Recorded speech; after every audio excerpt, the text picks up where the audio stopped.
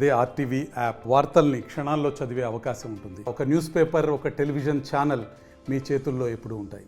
పాత్రికేయుల సమావేశంలో విజయసాయిరెడ్డి వాడిన భాష అతని వయసుకి, అతను ఉన్నటువంటి పదవికి అతను అనర్హుడని చెప్పి సందర్భంగా నేను తెలియజేస్తా ఉన్నా.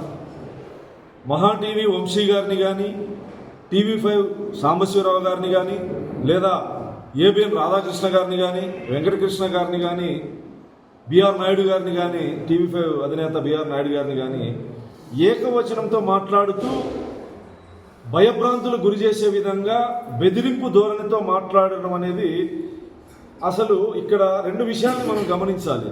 అతని వయసు 70-75 సంవత్సరాలు. ఇప్పుడు అధికారం కూడా లేదు. అదేదో పాత సామెత చింత చచ్చినా పులుపు సావలేదనే విధంగా వ్యవహరించి ఇప్పుడు అధికారం కోల్పోయిన మీడియా అధినేతల్ని కూడా బెదిరింపు ధోరణి, ప్రెస్ మీట్ కవర్ చేయడానికి వచ్చినటువంటి మీడియా మిత్రుల్ని అరే వరే అని చెప్పి మాట్లాడడం ఎంతటి దురహంకారానికి నిదర్శనమో.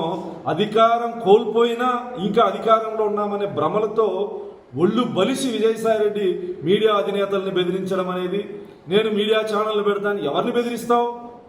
ఎవరిని బెదిరిస్తావు? మీడియా ఛానల్ మీరు అవునన్నా కాదన్నా ఈటీవీ, TV5, ఏబిఎన్, మహా టీవీ ఇవన్నీ మీ 5 సంవత్సరాల దుర్మార్గమైనటువంటి పరిపాలనలో ప్రజల పక్షాన నిలబడినటువంటి ఛానల్స్, మీడియా అధినేతలు. మహా టీవీ స్వామి పాలన వచ్చిన తర్వాత ఇంకా అధికారంలో ఉన్నాము లేదా రేపు వస్తాము అని బెదిరిస్తే ఇక్కడ ఎవరు బెదిరే వాళ్ళు లేరు. నీ వ్యవహారం ఏదైతే ఉందో దాని మీద వివరణ ఇచ్చుకో. ఆమె భర్త DNA టెస్ట్కి పిలుస్తున్నాడు, పో వెళ్ళి చూపించుకో. ఏ మీడియా ఛానల్ అయితే DNA టెస్ట్కి రమ్మని చెప్పి నేను ఆహ్వానిస్తానయ్యో చేసుకొని DNA రిపోర్ట్ పెట్టుకొని మాట్లాడు. అప్పుడు నువ్వెవరినైతే మాట్లాడినారో వాళ్ళు క్షమాపణ చెప్తారు. నిన్న మొన్న సోషల్ మీడియాలో వచ్చింది, చీరాల రిసార్ట్స్కి శనివారం సాయంకాలం సజ్జల రామకృష్ణ పోతే ఆ చుట్టుపక్కల ఉన్న సీసీ కెమెరాలన్నీ ఆగిపోతాయంట. ఇతను బయటకు వచ్చేంత వరకు ఏ ప్రభుత్వ అధికారులు కానీ, రిసార్ట్కి సంబంధించిన యాజమాన్యం కానీ, హోటల్లో పనిచేసే సిబ్బంది కానీ ఎవరు అక్కడ ఉండకూడదంట. ఏం జరుగుతుంది అక్కడ? ఏం జరిగింది? ఇవన్నీ మాట్లాడితే మీడియా అధినేతలు తప్ప.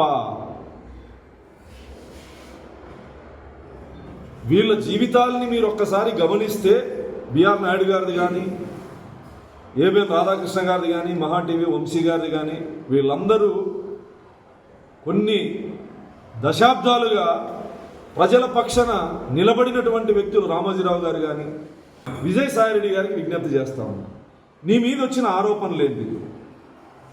నీ అవినీతి ఆరోపణలు ఉన్నాయి, అనేక మహిళల విషయంలో ఆరోపణలు ఉన్నాయి. ఇప్పుడు పార్టీలో లేదా నీ ప్రత్యర్థి పార్టీలో మీడియా అధినేతలు చేసినటువంటి ఆరోపణలు కాదు ఇవి. ఎవరైతే సాక్షాత్తు ఏ మహిళ మీద అయితే నీ మీద మాట్లాడుతున్నారో ఆమె భర్త ప్రత్యక్షంగా వచ్చి మీడియా సమావేశం పెట్టి నాకు అన్యాయం జరిగింది, నా భార్య విజయసాయిరెడ్డి కలిసి ఈ రకంగా చేశాడు, ఆ బిడ్డకు తండ్రి ఎవరని చెప్పి ఆయన మాట్లాడుతా అంటే నువ్వు TV5 మీద, మహా టీవీ మీద, ఈటీవీ మీద నువ్వు మొరగడం వల్ల ఉపయోగం ఏముంది? నువ్వు నిజంగా మగాడివి అయితే ధైర్యంగా ఆ సవాల్ని స్వీకరించు.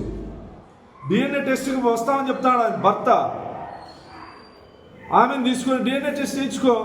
మొత్తం సమాజం ఇప్పటికైనా వయస్సుకు తగ్గట్టు వ్యవహరించాలి విజయసాయిరెడ్డి గారు. రాజ్యసభ సభ్యుడిగా మొన్న ఎంపీగా పోటీ చేసినావు, 5 సంవత్సరాలు ముందు నుంచి రాజ్యసభ ఎంపీగా ఉన్నావు. పెద్దల సభలో లుచ్చా పనులేంది విజయసాయిరెడ్డి?